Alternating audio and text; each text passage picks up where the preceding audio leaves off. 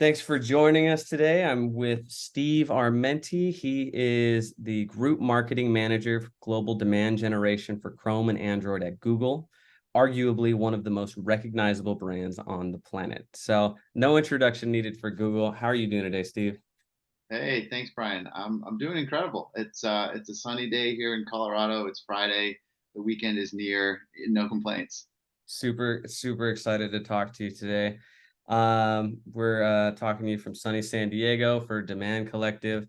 Um, So what maybe run us through a little bit of your story, Steve. I saw on Mhm. your LinkedIn, you started off as an inside sales rep in college, kind of figured out, hey, I don't know if I want to do it this way, and kind of said, wait a minute, there's this marketing journey that sort of takes that at scale. And maybe you could run me through how you got from point A to point D there. Yeah, absolutely. Yeah, it's still actually like pretty crisp in my memory. I graduated college and I had a bachelor's in marketing. Like I was ready to go. I was like, here I come, marketing world. I'm primed, and I hit the job market, and it's like can't get a marketing job at all. I couldn't even get a low level marketing associate job, and so I was moving in with friends, rent was due, and I was like, okay, there's all these sales jobs, and ended up landing, basically an SDR or a BDR type role at a travel software company outside of Boston. And I don't know how I lasted 2 years, but it was like it was a transformational moment because I don't think I'd even be where I am now or have the mindset I have now if I hadn't started in sales. So it's one of those things where at the time, I was cursing it because it was tough in making 100 phone calls a week to CFOs and like VPs of finance and controllers and stuff. And I mean, it just teaches you some grit and hardens your skin a little bit. You're just constantly getting rejected, and no offense to like accounting and finance people, but they're hard to talk to, especially on the phone when you're cold calling, right? And so, yeah, I mean, I was in this job just grinding, literally Monday through Friday, 100 calls a day, trying to set up appointments for our like regional sales rep. And I figured out along the way, I was like, man, this just making phone calls all day is not working. I'm just getting hung up on left and right. And this was when Salesforce as a CRM was a pretty new concept. And so I was going through Salesforce and I'm getting tasks pushed to me on a daily basis. I'm like, why do I sit here and just react? Why don't I proactively set up communications? And so I started doing that. I started playing around with like email communications, and I'll never forget, the first thing I did was I clicked my whole contact list and I blasted every single one of them with the same exact email. And Boom. like almost instantly, my boss comes over and is like, "What are you doing?"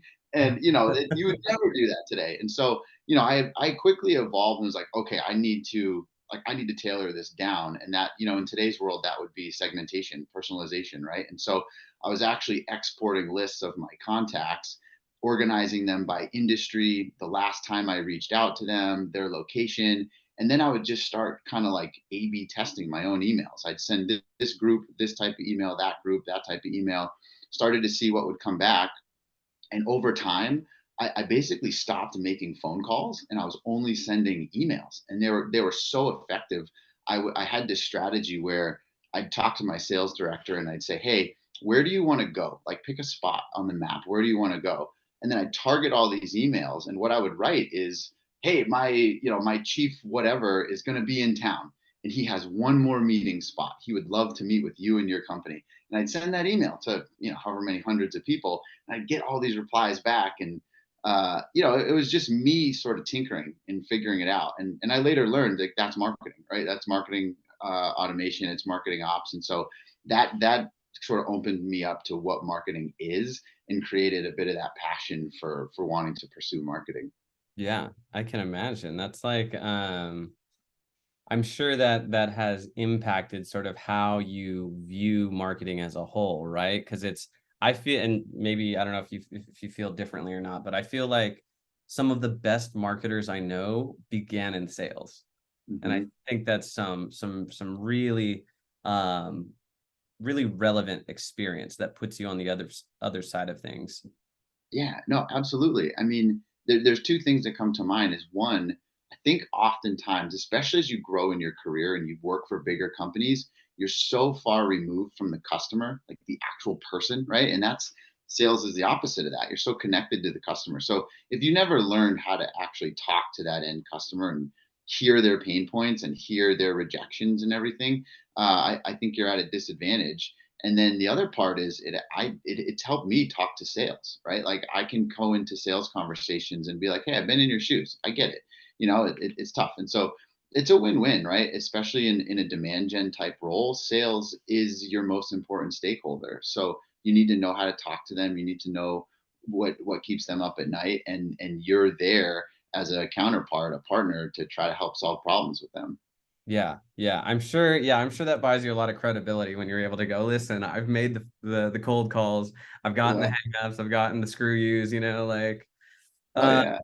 yeah, do you ever feel like, in terms of how you collaborate with sales, given your previous experience in sales, do you ever feel like it becomes a sort of like I know for me, for example, right? I take more of a hybrid approach to ownership when it comes to working with sales. Instead of saying I'm just going to strictly blast marketing emails and then take attribution credit, I go, cool. Let me help write some of your cadences and sequences so we're aligned on messaging and really work together as one revenue org. Do you take like a similar approach, or how do you handle that?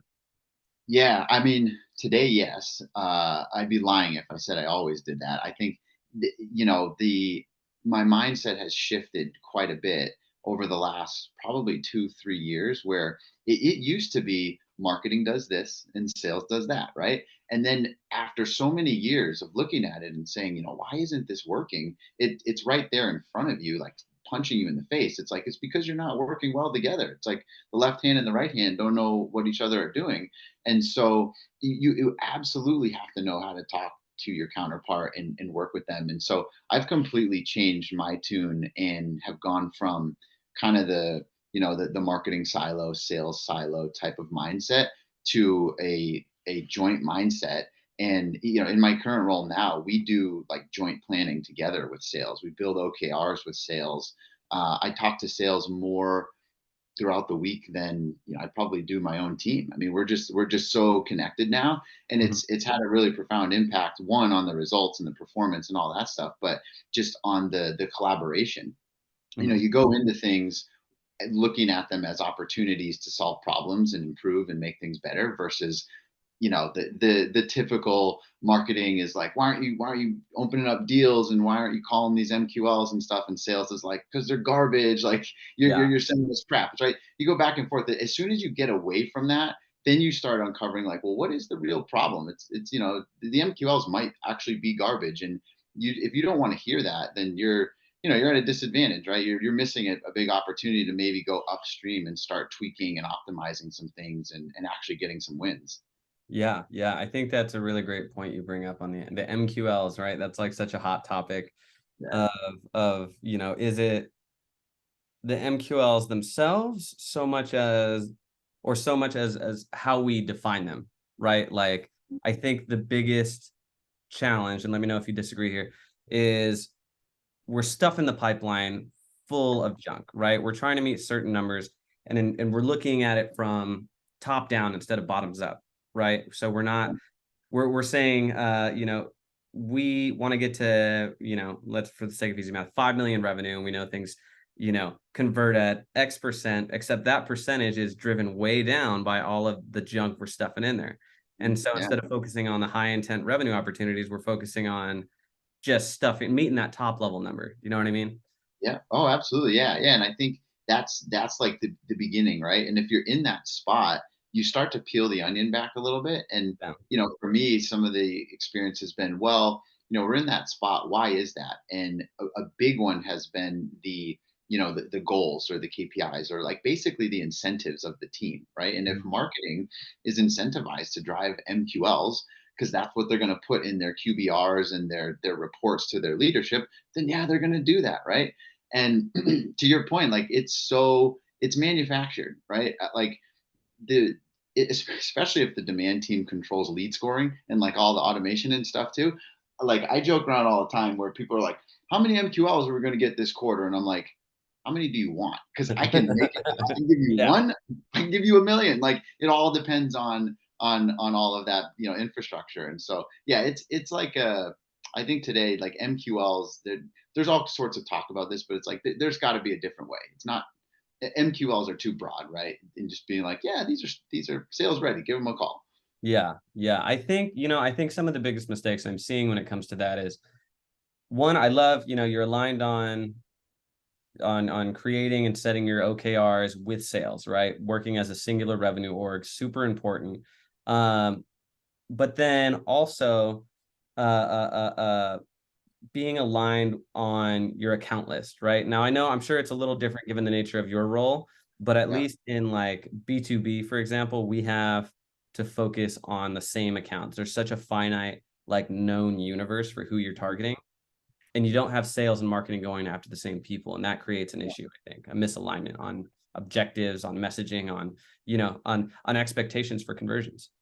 Yeah. And so, yeah, I should say, so, in my past experience, had done all sorts of B2B, like demand consulting for big tech companies and stuff. Yeah. And then even now at Google, it's always been B2B. I've worked on Google Cloud, Google Workspace, and now the enterprise versions of Chrome and Android. And so you talk about account lists, that in itself is a whole exercise in like efficiency and precision, because you can half-ass that and be like, yeah, we have target account lists and we're doing like ABM and everything, but but you're not. Like you need, to your point, you can't just throw that over the fence and be like, these are the accounts we're going to target. You need to work hand in hand with sales of who's on that list, why are they on that list, how are we going to segment that list, maybe prioritize or tier that list maybe, and then work together to figure out like, okay, what is marketing's role in that list, right? And like I'm thinking of a moment like we got ourselves in trouble where we had one of our like top tier top 5 customers on the target account list. There Mhm. was no alignment between marketing and sales. We started blasting this account with like awareness type marketing messages. The CIO reaches out to sales, is like, why are you inviting me to sign up for a free trial for this product? Like, we are a massive customer, and like that stuff happens. And the stakes get real when, a big customer is getting pissed like that. And so, Yeah. yeah, you got to have alignment on it, and you got to go deep on asking kind of why you have that list and what's the approach on it. Yeah. Yeah. So yeah, one of the biggest misses I see is I think people, when putting together these lists, often think about who they want as a customer as opposed to who's most likely to become a customer. Yeah. I don't know. Yeah. What's your approach to how you decide on who's going to be a most viable prospect? Yeah, I think that's interesting. And this is a place where I think technology is getting better at helping us, Mhm. where, you could imagine, say, a target account list of 10 years ago was probably the demand gen person and the salesperson sitting down and like, looking at some list of companies and trying to hand pick brands and stuff. And now I think, you nailed it. It's like it's not just who do you want as a customer, it's like who is most likely to get value from your product or service. And that's where you go a little bit deeper. And I think this is where stuff like intent data, third party data, and some of the like lookalike technology, I think actually does help here. Because let's say your approach is, you're out there marketing specific solutions or something, and you're trying to cater your message to certain companies. You need to know the probability that those companies could leverage that solution. And that's where I think, some of the like tech install data you can get today, it'll show you competitive solutions they have in place, give you enough of an insight that like, okay, yeah, they're probably running some kind of collaboration software or some kind of marketing automation software, so we can now cater that message. But that almost becomes the criteria for getting on the list, right? just Yeah. just because you're in like the Fortune 1000, that's a lazy way of building an account list, right? I mean, you and all your competitors are doing the same thing. So, so like, get more creative. Right. Right. Right. So how do you manage what, a team of 10 plus people, I think I saw?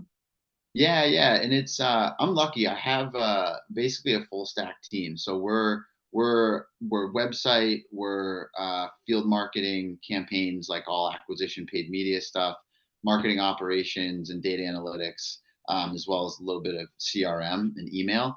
And so one of the nice things about that is like it's all under one roof. Yeah. So it forces us to work together, right? And I think the like sort of North Star demand programs are the ones that work together. And having been in roles where you got a campaign team over here, and then you Mhm. maybe got an ABM team, and then like a field team, and they're all just like doing their own thing. And yeah, Yep. they say they're working off of the same count lists and stuff. I mean, it's totally disjointed, and your customers notice that it's not coming out as fluid as it could. So having all those in one place has been massively helpful. Mhm. Mhm. Yeah, yeah, otherwise you have left hand, right hand, other left hand, other right hand. Yeah. You got like 8 hands all doing their own thing. Yeah, so you after you moved away from sales, you from what I saw, you got into more of content track, right? Content marketer.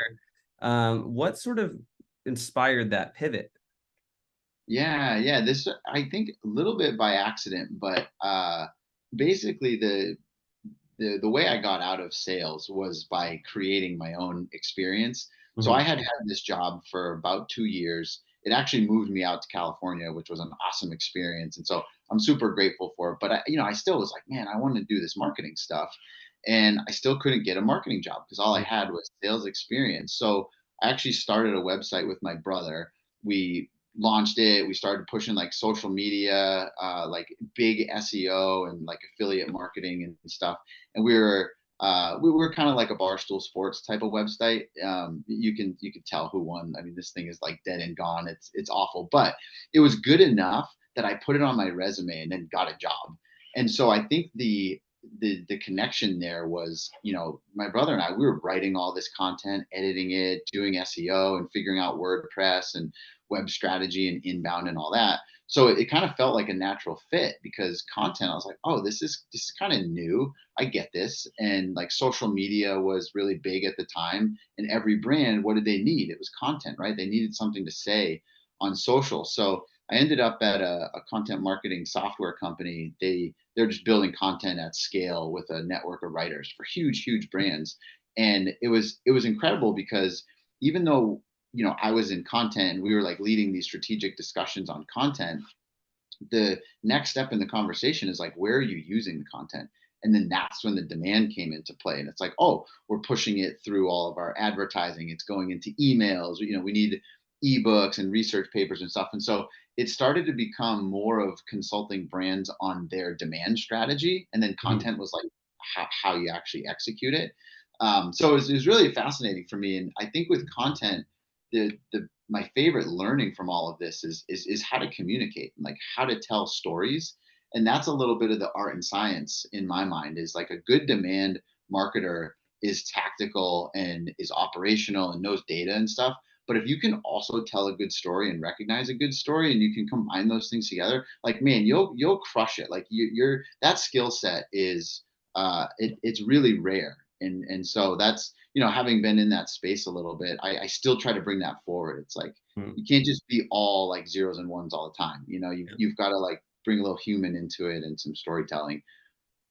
Yeah, yeah, that's yeah, coupled with the sales experience, I think being able to recognize a story and to pull it together, the sort of underlying thematic elements for like a broader narrative, I think is really a compelling tool in the demand gen uh, arsenal. Do you have any particular places that you look to towards inspiration For good stories. for stories, for campaigns, or just something that makes you go, you know what, I can do something like that, you know? Yeah, I think the obvious one is I pay attention a lot now on LinkedIn and how like the sort of influencers are communicating. And I think the good ones are doing this in a story format. They're making a point, but they're using metaphors and like anecdotes from their personal life or from elsewhere to try to make that point. So I find that interesting because it's like it's quick, right? You can like read some of this stuff really easily. But I honestly think the best sources of inspiration are the ones you don't think of.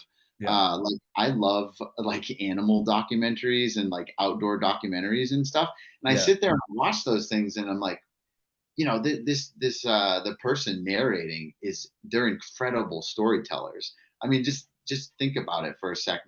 they're telling stories about like animals in particular, right? They're probably not even true, but they're so captivating and they're so inspiring that you're just like you're glued and you're sucked in. And so it just makes me think like how can a brand or a product or a service do that?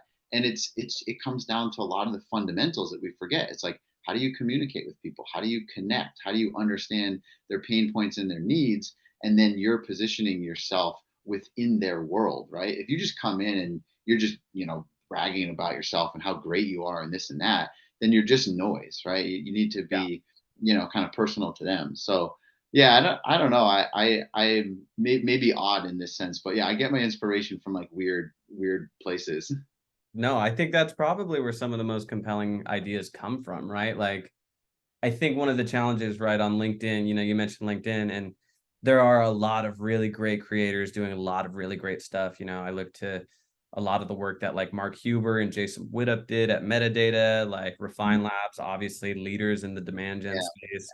But then you have a lot of noise, right? And you have a lot of sort of like pseudo SMEs.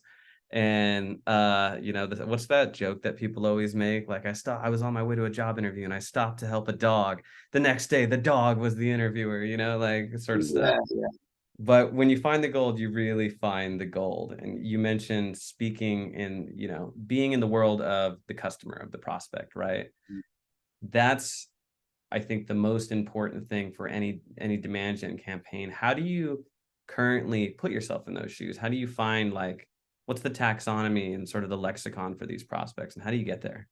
yeah, yeah. It's such a good question, and I probably don't have the best answer because it's ongoing. It's always evolving. But I think the question in itself is sort of the calling, right? Like you need to try to figure that out. Do your best to try to figure that out.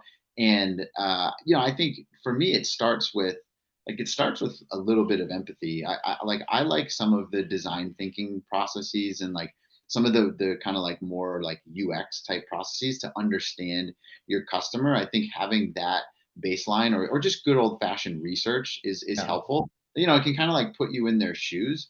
But then, more operationally from a demand perspective, there's actually like three pillars in how I've organized this. Is you start with your accounts, and then you start with your personas, and then you start with your segments. And so across those three things, it's a mix of like demographics, firmographics, psychographics, and so you're figuring all that stuff out along the way. And ultimately, it's a funnel, right? You might have 5,000 accounts you're targeting, but you only have a handful of personas, and those are really the characters in your story that you're trying to reach and you're trying to connect with. And then the segments are like the different flavors, like the different slices of that persona, because you might have especially in B2B, let's say the CIO is your persona, right? Everybody's targeting the CIO right now, and CIOs are built differently. They're all different, right? So that's where your segments come in, and it's like it's so interesting because you could segment based on some of the like hard facts of like, oh, they're located here, the company size is this, they have this amount in funding, or whatever it is. But then I think now you're starting to see some of these tools that are segmenting by like psychology Mm. attributes and stuff. And it's like, oh, are they risk takers? Are they innovative? Do they like humor? Are they like into fitness and stuff? And it's really wild because if you have that data, we could talk about the accuracy of that. But like if you had that, imagine how much more powerful your campaign could be trying to connect with them, right? And it's like, yeah, now understand this person a little better. And to your point about the LinkedIn influencers, there's going to be the ones that do good with that, and then the ones that just do bad, right? They'll abuse it, and they'll be like, Yeah. our product is like the barbell of whatever, and it'll be like really cheesy and turn people off. But Yeah. the ones that try to connect, I think, can do well with something like that. Yeah. Yeah. I mean, I think sincerity goes a long way. Yeah. You mentioned personality types. Do you happen to know your what's it, Myers-Briggs? Oh man, no, I did at one point. I know that I'm typically like a conflict averse type person, but I Mm, also fall in the traits of like being very disciplined and like very reliable and dependent and stuff like that. That's what I remember from the last time I did it. mhm. Those things are always fun slash awkward. You're with like a team of 10 people, and you're like, having an introspective of who you are as a person. Oh yeah, looking at yourself can be hard, right? I think I crack up because I took that test. I think the last time I took it was a couple of years ago. But Mhm. I cracked up because I got the campaigner, and I was like, "Let's go, born Yeah. for this." Yeah, yeah, you put it right into, like, your LinkedIn profile, you're like, "Yeah, this is Oh me." yeah. But I appreciate you taking the time today to chat with us, Steve. Demand Collective, thanks you. And hopefully we'll look forward to seeing more of what you do in the future. Yeah, awesome. Yeah, appreciate it, Brian. This was fun. Thanks, Steve.